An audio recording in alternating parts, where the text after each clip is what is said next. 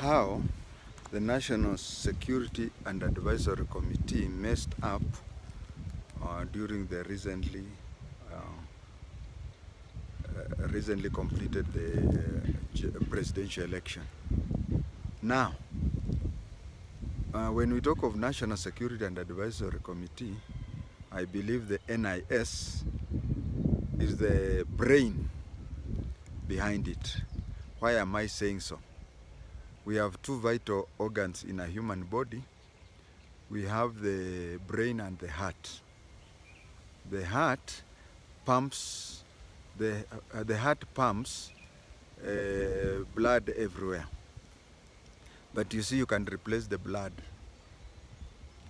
The brain, I don't know whether we have ever had a case where the whole brain is taken out and another brain is brought in.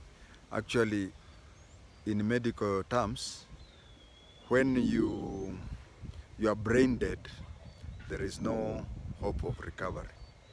So NIS, the intelligence, is the brain behind National Security and Advisory Committee.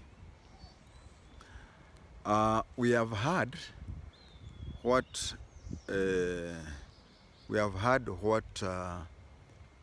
Chebukati said. We have heard what NIS said. Not NIS, but National Security and Advisory. But then in 1984, when I had my basic special branch course, we had a Mkamba tutor who had a Luo nickname. Very few people know his real name, but we all called him Mr. Okatu. Mr. Okatu was a very good teacher we had those other good teachers. There was Githinji, there was so many, but I want to refer to Mr. Okatu. Mr. Okatu taught us one thing which I'll always remember. When something happens where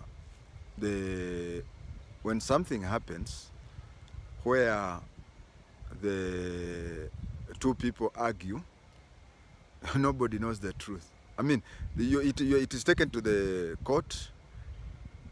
The two people, the complainant and the accused, they know the truth. It is only that one goes one way and the other one goes the other way.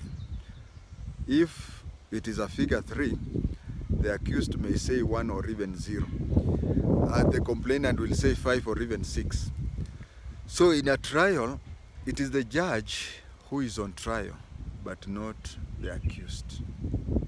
It is for the judge to come out. So when Chebukati says something, and the National Security and Advisory Committee says something, it is us Kenyans who are on trial. Whom do you believe? One has gone this way, and the other one has gone this way. So it is for us to look for a middle ground. But what Mr. Okatu taught us, which is very important, when people are in adversarial mood, don't expect one to praise the other one or to give evidence that can assist that. So the best way, use somebody's advice against himself. Use somebody's evidence against himself. Now, let me use the National Security and Advisory evidence against themselves. One, they accept that they went to see Chebukati. That one is true, because even Chebukati says he was seen. Then they say that they were telling Chebukati to hasten up, because if he delayed in announcing, the country could burn up.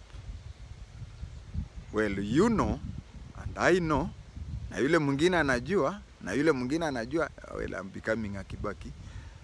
We all knew that the country was not in that tense situation as to cause problems. So they were saying that they were telling him to hasten up. And they know, and they are supposed to know, and they should know, that Chebukati was not bound to get instructions from anybody. He was only to get the instructions from the Constitution. So how they were pushing him, because theirs was only to push him up if the legally the legal limit that the Constitution had said, because the Constitution had said he had to announce the results within a given time.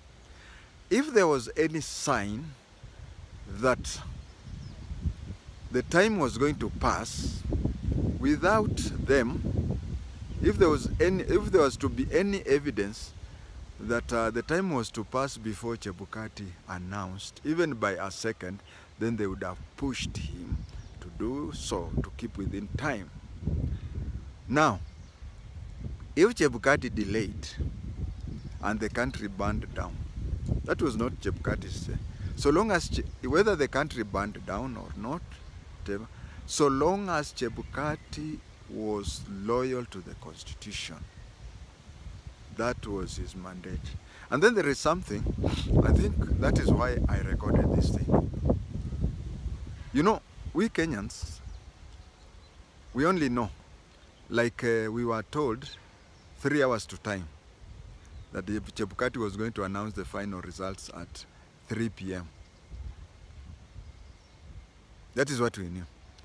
But get it from me, a professional advice, is that Chebukati cannot just go there and declare that the elections, so and so has won by this and so has lost by this and so on. There is a procedure that is not covered in law, but it is done through to safeguard the things. For example, if you lose, how would your people in your area react? So there is usually a communication between the National Security and Advisory Commission and the chairman of the Electoral Commission. The first person that the chairman of the Electoral Commission tells the results is the outgoing president. He will first of all tell the president that the person who has been elected is to take over from you is so and so. The second person to be told is the National Security and Advisory Commission. Remember, the candidate does not even know. So they discuss so that when the National Security Advisory Commission hears that, and they know that the country was going to burn, and maybe he's announcing it slightly earlier, then they would have said, can you give us, let's say, 6 hours so that we rush security to Marsabit, because we know the candidate from Marsabit, when he loses his people. So that is the second person, is the National Security, so as to have the, and when the National Security and Advisory Commission hears that, it immediately dispatches dispatches more security to the candidate who has won. So that is at that point, before the security now goes to the gate of that person, that is when all the candidates are now told what happens. So by the time at noon, when Chebukati now told the whole country that expect results at 3 p.m., he had done that. And that is why Kanjori, Azimio's super agent, called a press conference and said whatever will be disclosed there, we do not recognize it. So it shows that the candidate whom Kanjori was supporting already had been told that you have lost, and he made a quick whatever with other people. And that was around 11, by 11. So that by noon, when, because the chairman of the Electoral Commission, when he is about to announce the election, he has to talk to these people, and they say, okay, the country is safe, whatever, we have guarded everything, and you can now announce. That is by noon.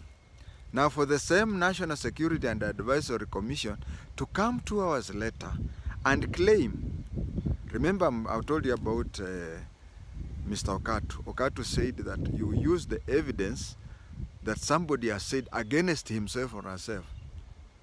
Now they say that they were trying to push Chebukati to announce earlier because the country was eagerly awaiting.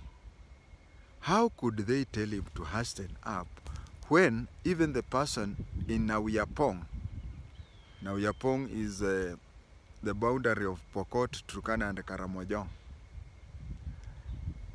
If a person in Nauyapong knew that in the next 1 hour, Chebukati is going to announce the election, what hurry was it that these people are going there at the 11th hour, 59th minute and 59th second to tell him to hasten up? It can only lead to one conclusion, that Chebukati was right. That's all. If I were close to the current government, I'd have told them to do a thorough. They should remove most of the security bosses, especially the intelligence, and there should be.